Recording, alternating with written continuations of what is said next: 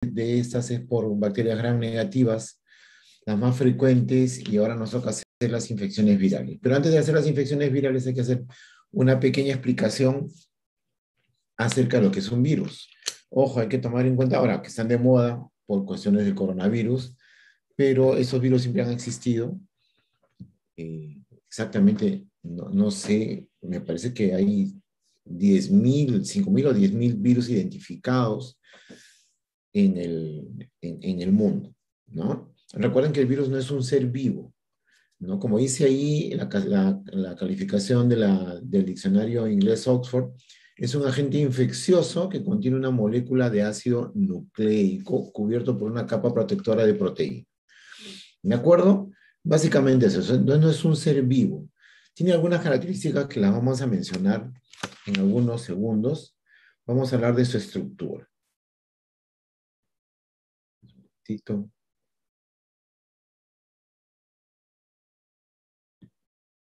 Ya, perdón.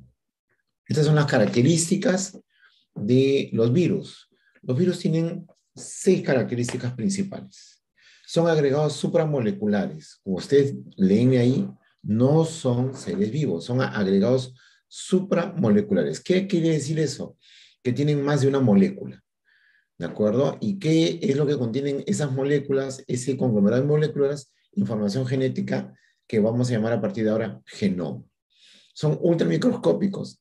Significa que tienen que ser vistos con microscopios electrónicos. Carecen de enzimas para alimentarse o poder desarrollarse, digamos así. Tienen enzimas, proteasas, por ejemplo, transcriptasas, pero eso sirve no para su reproducción, sino para su duplicación. El virus no se reproduce, se duplica o se multiplica, ¿de acuerdo? 4 son filtrables inmutables. Al contener información genética y al multiplicarse muy rápidamente, ¿no? Estos virus van a mutar, van a haber cambios o errores genéticos en su multiplicación o duplicación. Son filtrables porque pueden pasar a través de los filtros, no son sensibles a antibióticos, obviamente, y son organismos intracelulares obligados. ¿Qué significa esto? Que si no entran a una célula, no se van a poder multiplicar. Vamos a la estructura. ¿De acuerdo? Vamos a la estructura de los virus.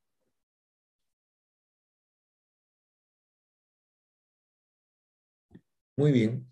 Los virus pueden tener diferentes formas, pero el contenido siempre va a ser el mismo, o ADN o ARN. Y en sus formas van a tener ciertas estructuras y ciertas partes.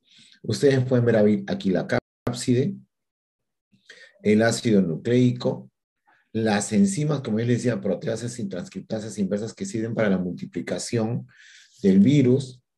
Si el virus es más grande, puede tener una vaina caudal y fibras caudales como el fagovirus, por ejemplo, o el virus bacteriófago que contiene la información de la resistencia y la transmite de bacteria en bacteria. Puede dividirse anatómicamente hablando, digamos así, en cabeza y cola. Pueden tener otra forma, pueden forma esferoidal, pueden contener espículas, ya eso no suena a coronavirus, la proteína Spike, ¿no? Y su envoltura puede ser de proteína o de lípidos y glucoproteínas, ¿de acuerdo?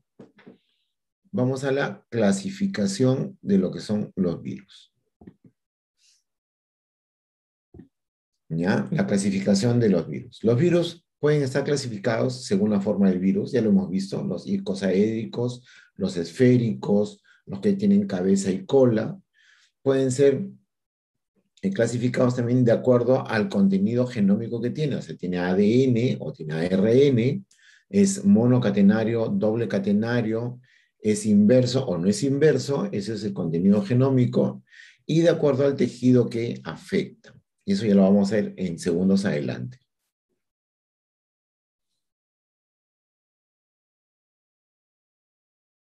Disculpen si agacho la cabeza, lo que pasa es que este es un video muy, muy bueno y lo estoy tratando como si fueran slides. Muy bien, ahora, de acuerdo al tejido que van a afectar, vamos a tener los virus viscerótropos, ¿no? Por ejemplo, la fiebre amarilla, la hepatitis infecciosa, la hepatitis viral, ya sabemos que es por virus hepatotropos, el A, el B, el C, el E. Los virus dermótropos, que van a ocasionar principalmente enfermedades de la piel, ya sabemos, pues, sarampión, viruela, varicela, rubiola. Los virus neurótropos, que van a afectar tejidos neurológicos, el virus de la encefalitis, por ejemplo, el virus herpes de la encefalitis, ¿no? El virus de la poliomielitis, el virus de la rabia. Y vamos a tener los virus neumótropos, los que van a ocasionar afección sobre órgano blanco de vía respiratoria, ¿no? Influenza, resfriado común, el COVID, ¿de acuerdo? Y de acuerdo al contenido genético, en la tercera parte de la clasificación, que ya los conocemos por demás, los virus que contienen ácido resoxirribonucleico, ¿de acuerdo? Que son los llamados ribovirus, y los virus que contienen ácido desoxirribonucleico, que son los llamados desoxivirus. Hay una clasificación llamada la clasificación de Baltimore, que que clasifica los virus en 7 tipos. Y eso de acuerdo al contenido genético que tengan. Por ejemplo, el virus del tipo 1 tiene 2 hebras de ADN, como ustedes pueden ver acá, ¿no? 2 hebras.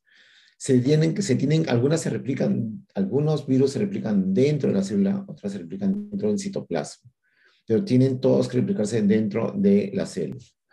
En este virus tipo 1, que contiene 2 hebras de ADN, hay replicación dentro del del núcleo del huésped, y esto lo vemos en los adenovirus y los herpesvirus. En el tipo 2, como ustedes ven acá, hay una sola hebra de ADN, ¿no? Pero pueden llegar a convertirse en doble catenario, o sea, ssADN, ¿no? Doble cadena, ¿no? Luego que se reproduce. El ejemplo es el parvovirus. En los virus tipo 3 hay doble cadena de ARN. Ya vimos 2 hebras de ADN, una sola hebra de ADN, 2 cadenas de ARN, permanecen en el citoplasma de las células, ¿de acuerdo? Y, por ejemplo, tenemos el reovirus.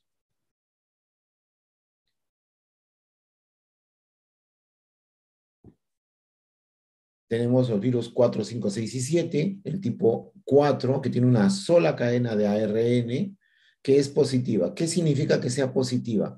A que no tiene que transformarse en ARN mensajero para duplicarse dentro de la célula, ¿no? Usa las enzimas del huésped para replicarse. Por ejemplo, tenemos el virus de la polio.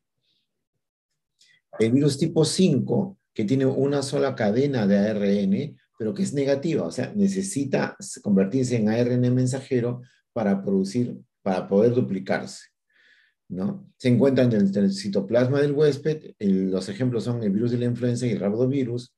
El tipo 6, que es un virus ARN monocatenario, o sea, de una sola cadena, transcrito. ¿Qué significa eso? Que poseen una enzima que se llama retotranscriptasa y es considerado un retrovirus.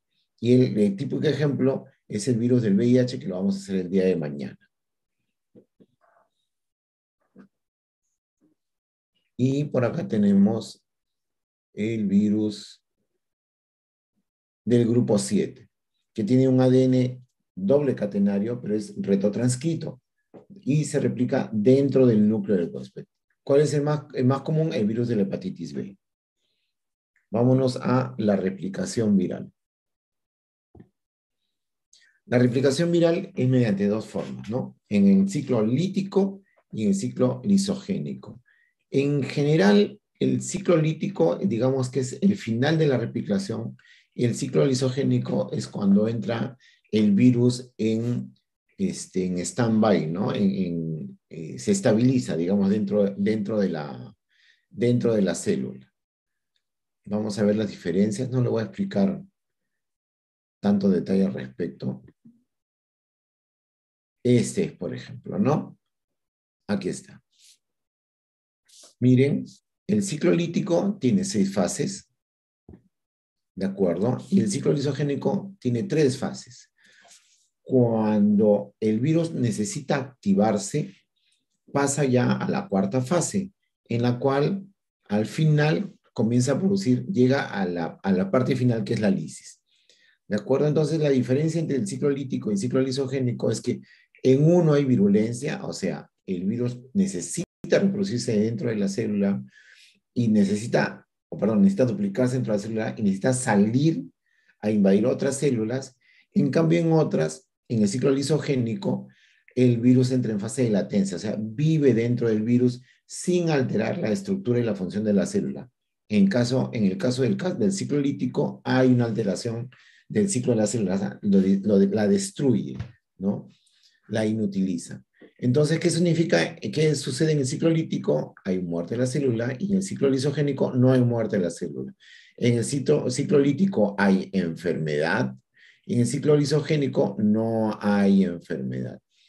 Y si usamos un poco el sentido común, nos daremos cuenta, por ejemplo, que el virus del herpes zóster tiene una fase latente y una fase lítica, o sea, una fase lisogénica y una fase lítica. Acuérdense que el virus de la varicela o el herpes zoster virus ingresa primero como el virus de la varicela.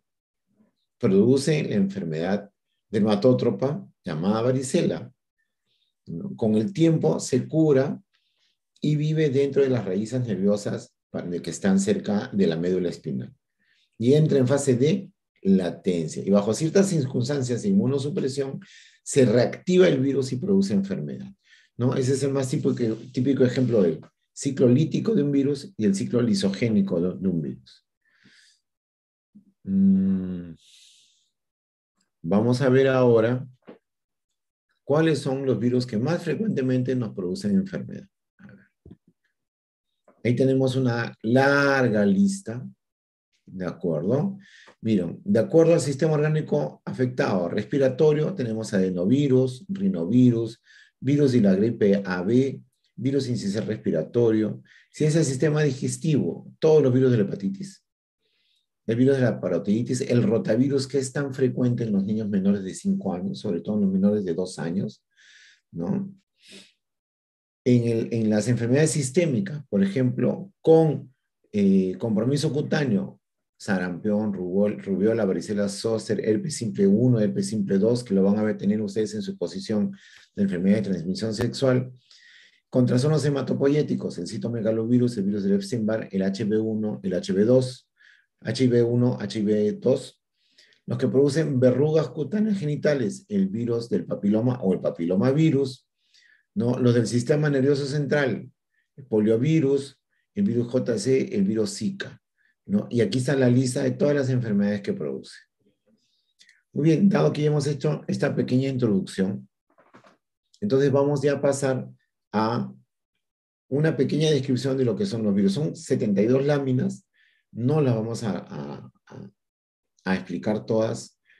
La verdad es que sería muy pesado y nunca acabaríamos. Acabaríamos en 2 horas y esa no es la idea. Luego de virus, luego de infecciones por virus ADN y ARN, vamos a pasar a hacer infecciones nosocomiales, que es una clase corta.